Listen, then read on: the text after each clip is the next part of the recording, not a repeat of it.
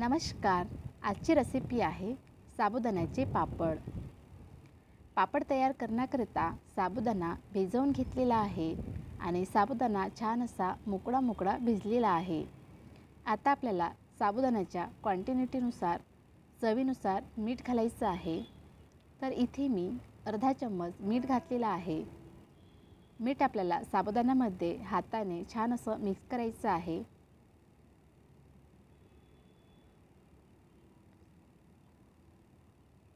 मीठ साबुदाण्यामध्ये मिक्स झालेलं आहे.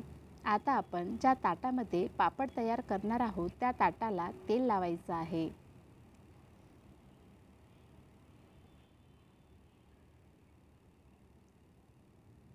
आणि कंगनच्या मदतीने व्हिडिओमध्ये दाखवल्याप्रमाणे पापड तयार करायचे आहेत.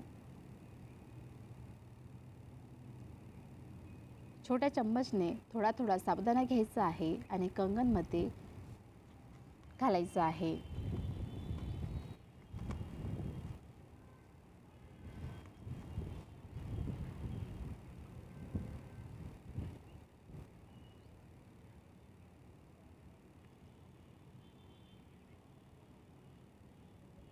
व्हिडिओमध्ये दाखवल्याप्रमाणे पापड तयार केले तर खूप छान असे साबुदाण्याचे पापड तयार होतात आणि चवीलाही अप्रतिम लागतात.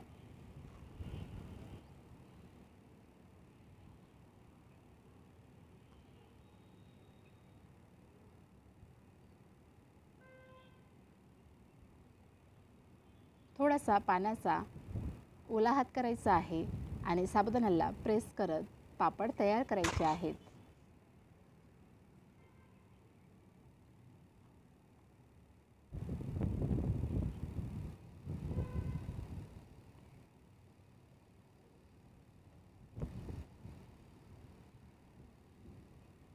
तर एका ताटामध्ये 6 पापड तयार होतात.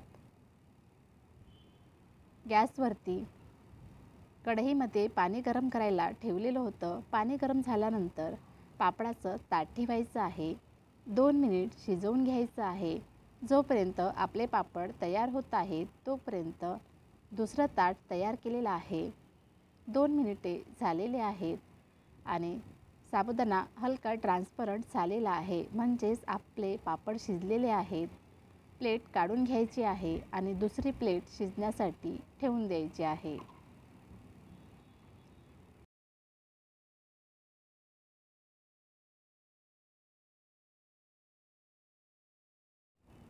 प्लेट थंड झाल्यानंतर आपल्याला व्हिडिओमध्ये दाखवल्याप्रमाणे हलक्या हाताने प्रेस करत पापड काढायचे आहेत. आणि तुम्ही पाहू शकता किती छान असे पापड तयार झालेले आहेत.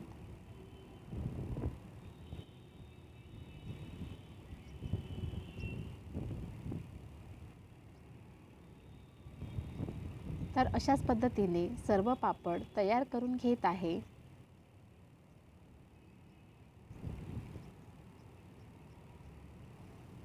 आणि आता सर्व पापड तयार करून झालेले आहेत. आता आपल्याला हे पापड 2 दिवस उन्हामध्ये छान वाळवून घ्यायचे आहेत. पापड उन्हामध्ये छान वाळलेले आहेत आणि तुम्ही पाहू शकता किती छान असे पापड तयार झालेले आहेत. आता आपण तळून बघूयात. कढईमध्ये तेल चांगलं गरम होऊ द्यायचं आहे आणि चम्मचने प्रेस करत पापड तळून घ्यायचा आहे. तुम्ही पाहू शकता किती छान असा पापड तयार झालेला आहे. साबुदाण्याचे वाफेवरचे पापड खूप छान होतात. तुम्हीसुद्धा नक्की ट्राय करा आणि ही रेसिपी तुम्हाला कशी वाटली मला कमेंट्सद्वारे नक्की कळवा. व्हिडिओ आवडल्यास सबस्क्राईब करायला विसरू